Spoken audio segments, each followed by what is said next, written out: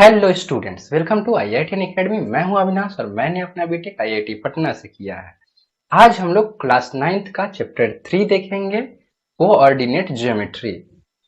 तो coordinate geometry में हमें किसी भी पॉइंट को या किसी भी ऑब्जेक्ट को लोकेट करना सीखना है। जैसे आपसे कहा गया कि आप अपने आप को क्लासरूम में लोकेट करो। जैसे ये फर्स्ट रो हो गया, रो 1, रो 2, रो 3 एंड रो 4। आप सेकेंड रो में सेकेंड टेबल पे बैठे हो, तो आपको बोला गया कि locate yourself in your classroom. आप अपने आप को अपने क्लासरूम में लोकेट करो। तो आप किसी को क्या बताओगे? आपसे पूछा गया कि आप कहाँ बैठे हो, तो आप क्या बताओगे कि मैं सेकेंड रो के सेकेंड टेबल पे बैठा हूं। तो ऐसे ही कोऑर्डिनेट ज्योमेट्री में हमें किसी पॉइंट या किसी ऑब्जेक्ट को लोकेट करना होता है एक कोऑर्डिनेट सिस्टम में। तो कोऑर्डिनेट सिस्टम क्या होता है? कोऑर्डिनेट सिस्टम को हम लोग कार्टेशियन सिस्टम भी कहते हैं। The Cartesian system, also known as the Cartesian coordinate system, is a fundamental mathematical tool used to represent points and shapes in a two-dimensional plane। किसी भी पॉइंट या किसी भी शेप को हम लोग टू डायमेंशनल प्लेन में लोकेट करते हैं या रिप्रेजेंट करते हैं, उसके लिए हमें कोऑर्डिनेट सिस्टम की नीड होती है। This system is also called rectangular coordinate system. इसे हम लोग रेक्टेंगुलर कोऑर्डिनेट सिस्टम भी कहते हैं। This system is used to represent any point in a, किसी भी पॉइंट को एक प्लेन में रिप्रेजेंट करना हो तो हम लोग कार्टेशियन कोऑर्डिनेट सिस्टम का यूज करते हैं।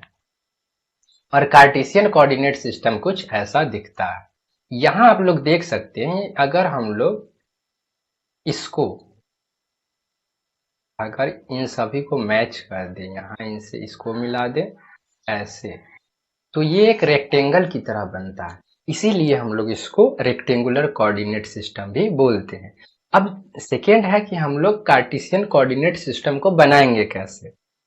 तो सबसे पहले एक हॉरिजॉन्टल लाइन लेंगे, उसके बाद एक वर्टिकल लाइन लेंगे। दोनों को ऐसे कंबाइन करेंगे कि वो दोनों एक दूसरे को अपने जीरोज पे इंटरसेक्ट करें, और उन दो लाइन के इंटरसेक्शन से जो सिस्टम बनता है उसको हम लोग कार्टेशियन कोऑर्डिनेट सिस्टम या कार्टेशियन सिस्टम बोलते हैं। और उन दोनों लाइंस के इंटरसेक्शन पॉइंट को हम लोग ऑरिजिन बोलते हैं। तो ये कुछ स्टेप्स होते हैं, ये कैसे हम लोग कोऑर्डिनेट सिस्टम बना सकते हैं।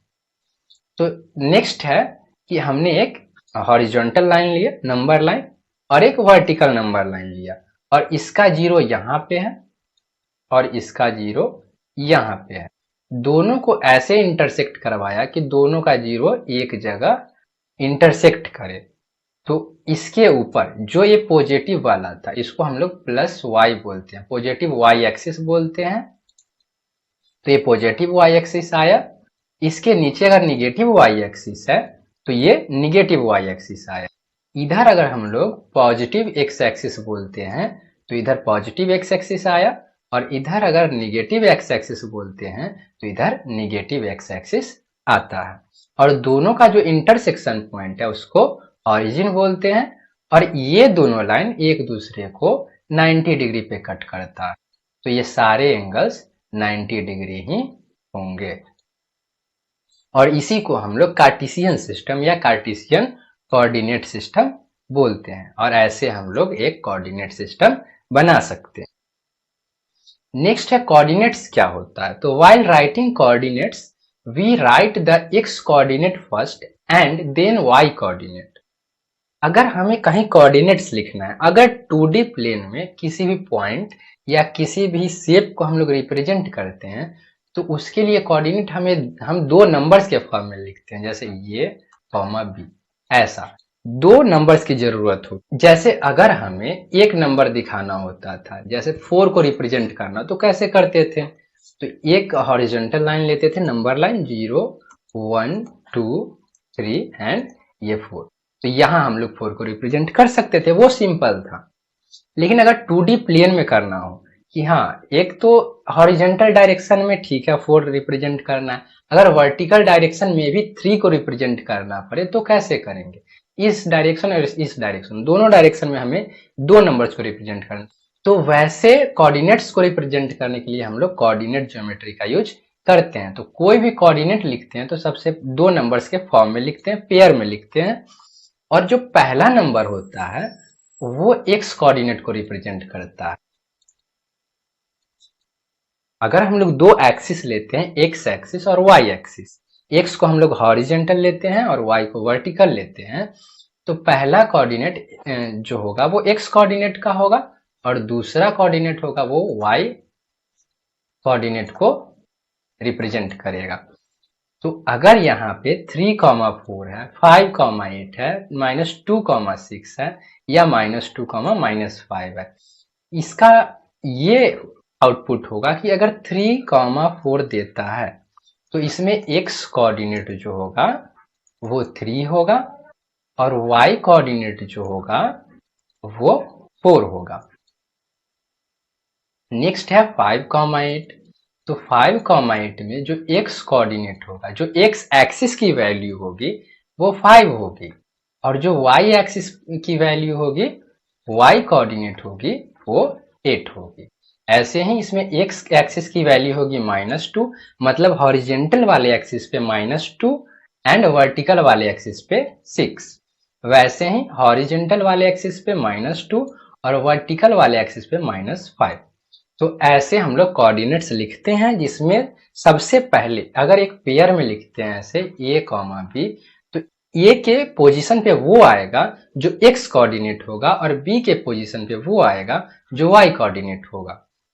और x कोऑर्डिनेट को हम लोग एब्सिसा बोलते हैं, y कोऑर्डिनेट को हम लोग ऑर्डिनेट बोलते हैं।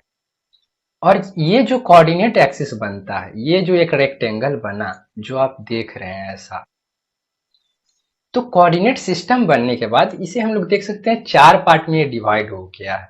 इसको अगर first part, second part, third part and fourth part, 4 equal parts में डिवाइड हो चुका है। तो ये जो फर्स्ट पार्ट होता है, हम लोग यहाँ से स्टार्ट करेंगे, एंटी क्लॉकवाइज रोटेट करेंगे। तो फर्स्ट जो पार्ट है उसको क्वाड्रेंट 1 या फर्स्ट क्वाड्रेंट बोलते हैं, क्वाड्रेंट 1 और फर्स्ट क्वाड्रेंट। और ये जो होता है इसको सेकेंड क्वाड्रेंट या क्वाड्रेंट 2 बोलते हैं, इसको थर्ड क्वाड्रेंट या क्वाड्रेंट 3 बोलते हैं, इसको फोर्थ क्वाड्रेंट या क्वाड्रेंट 4 बोलते हैं। नेक्स्ट है हमारा plotting point in a plane. किसी भी प्लेन में हम लोग पॉइंट्स को कैसे प्लॉट कर सकते हैं। जैसे फर्स्ट पॉइंट हमें प्लॉट करना है 2D में 3,4, तो फर्स्ट पॉइंट है 3,4, मतलब x की वैल्यू होगी इसमें 3, y की वैल्यू होगी 4। तो x एक्सिस पे हम लोग जाएंगे, देखेंगे 3 कहाँ है, तो यहाँ पे 3 है, तो इस पे हम लोग एक स्ट्रेट लाइन ड्रॉ करेंगे जो नीचे तक भी आएगा। फिर y की वैल्यू 4 कहाँ है, तो y एक्सिस पे देखेंगे 4 यहाँ है, यहाँ पे एक स्ट्रेट लाइन ड्रॉ करेंगे। दोनों जहां एक दूसरे को इंटरसेक्ट करेगा वही पॉइंट होगा 3,4। तो ये जो पॉइंट है ये को रिप्रेजेंट कर रहा है जिसकी वैल्यू 3,4 है। ऐसे ही सेकेंड पॉइंट है, x की वैल्यू है -1, तो x की वैल्यू -1, y की वैल्यू 3, तो -1 पे एक स्ट्रेट लाइन ड्रॉ करेंगे, 3 पे एक स्ट्रेट लाइन ड्रॉ करेंगे, दोनों एक दूसरे को जहां इंटरसेक्ट करेंगे वो पॉइंट -1, 3 को रिप्रेजेंट करेगा। नेक्स्ट पॉइंट है x की वैल्यू है -2, तो x की वैल्यू -2 यहाँ है, हम लोग इसको यहाँ पे एक स्ट्रेट लाइन ड्रॉ करेंगे। और सेकेंड वैल्यू y की वैल्यू -1, तो y की वैल्यू -1 पे एक स्ट्रेट लाइन ड्रॉ करेंगे और दोनों जहां एक दूसरे को इंटरसेक्ट करेंगे वो पॉइंट -2, -1 होगा। नेक्स्ट है 2, x की वैल्यू 2 है, x की वैल्यू 2 है, y की वैल्यू -2, x की वैल्यू 2 पे एक स्ट्रेट लाइन ड्रॉ करेंगे, फिर y इक्वल्स -2, इस पे एक स्ट्रेट लाइन ड्रॉ करेंगे, दोनों एक दूसरे को जहां इंटरसेक्ट करेंगे वही पॉइंट 2, -2 को रिप्रेजेंट करेगा। नेक्स्ट वैल्यू है 4, 0, तो x की वैल्यू है 4 और y की वैल्यू 0 कहाँ, यहाँ होगी। तो 4 पे एक स्ट्रेट लाइन ड्रॉ करेंगे, फिर y की वैल्यू 0 पे एक स्ट्रेट लाइन ऐसे ड्रॉ करेंगे जो जाके 4 पे ही इसको कट करेगी। तो ये पॉइंट 4,0 को रिप्रेजेंट करेगी। नेक्स्ट है 0,2। तो x की वैल्यू 0 है, 0 यहाँ पे होगी और y की वैल्यू है 2, तो 2 पे एक स्ट्रेट लाइन ड्रॉ करेंगे हम लोग। तो ये यहीं पे कट करेगी इसको, तो ये पॉइंट 0,2 को रिप्रेजेंट करेगा। तो यहां से हम लोग एक नोट पॉइंट लिख सकते हैं, value of y coordinate on x axis equals 0 and ये फर्स्ट होगा। सेकेंड होगा value of x coordinate on y axis is 0। मतलब x एक्सिस पे y की वैल्यू, कहीं भी x एक्सिस पे y की वैल्यू 0 होती है। यहां भी हम लोग देखें तो y की वैल्यू 0 होगी, यहां भी y की वैल्यू 0 होगी, यहां भी y की वैल्यू 0 होगी और y एक्सिस पे x की वैल्यू 0 होती है। तो y एक्सिस पे कहीं भी पॉइंट ले, यहां अगर कोई पॉइंट लेते तो यहाँ x की वैल्यू 0 होगी। इस पॉइंट को अगर रिप्रेजेंट करना हो हमें तो पहले x की वैल्यू 0 ही लेंगे और y की वैल्यू -3 लेंगे। ऐसे इसको हम लोग लिखते हैं। अगर ये पॉइंट रिप्रेजेंट करना हो तो x की वैल्यू 0 लेंगे, y की वैल्यू -5 लेंगे। अगर ऊपर कहीं इस पॉइंट को रिप्रेजेंट करना हुआ तो यहाँ भी x की वैल्यू 0 लेंगे, y की वैल्यू 5 लेंगे। वैसे ही अगर ये पॉइंट रिप्रेजेंट किया जो कि x एक्सिस पे है तो यहाँ पे y की वैल्यू 0 होगी, तो x की वैल्यू -5 और y की वैल्यू 0। तो ऐसे हम लोग लिख सकते हैं। नेक्स्ट ऑब्जर्वेशन हम लोग इससे देख सकते हैं कि इस क्वाड्रेंट में, ये जो फर्स्ट क्वाड्रेंट है हमारा, इसमें जो x की वैल्यू है और जो y की वैल्यू है हमेशा पॉजिटिव होगी। तो इसमें पॉजिटिव कॉमा पॉजिटिव, x और y दोनों की वैल्यू इसमें पॉजिटिव होगी। और सेकेंड क्वाड्रेंट है, इसमें हम लोग देख सकते हैं x की वैल्यू निगेटिव होगी और y की वैल्यू पॉजिटिव होगी। तो सेकेंड क्वाड्रेंट में x की वैल्यू निगेटिव आती है और y की वैल्यू पॉजिटिव आती है। वैसे ही थर्ड क्वाड्रेंट में देखें तो दोनों वैल्यू निगेटिव ही हैं, तो इसमें x की वैल्यू भी निगेटिव होगी और y की वैल्यू भी निगेटिव होगी। फोर्थ क्वाड्रेंट में देखें तो x की वैल्यू पॉजिटिव है इसमें और y की वैल्यू निगेटिव है।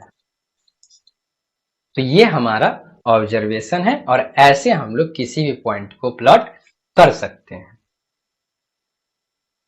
तो रिजल्ट हमारा आता है जो क्वाड्रेंट 1 है, जो पिछले ऑब्जर्वेशन में हमने देखा था, इन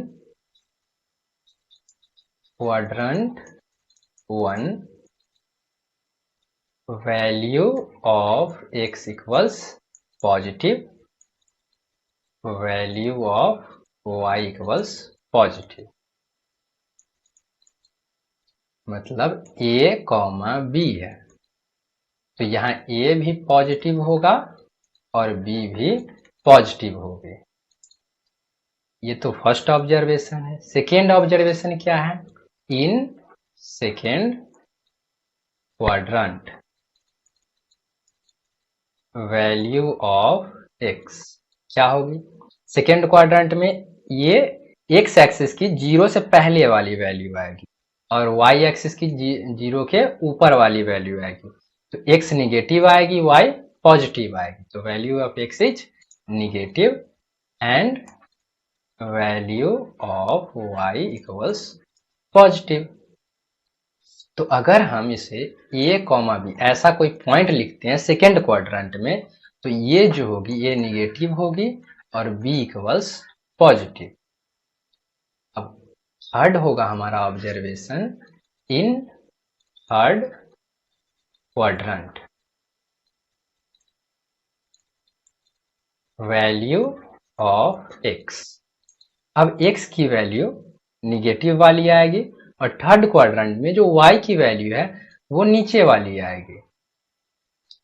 तो नीचे वाली वैल्यू भी y की निगेटिव है, तो x भी निगेटिव आएगी इसमें, और value of y equals negative. A comma b कोई पॉइंट लिखते हैं हम लोग थर्ड क्वाड्रेंट में, तो ए की वैल्यू निगेटिव होगी, बी की वैल्यू भी निगेटिव होगी। And last observation in fourth quadrant, value of x equals, अब इसमें x की वैल्यू पॉजिटिव वाली आएगी और y की वैल्यू निगेटिव वाली आएगी।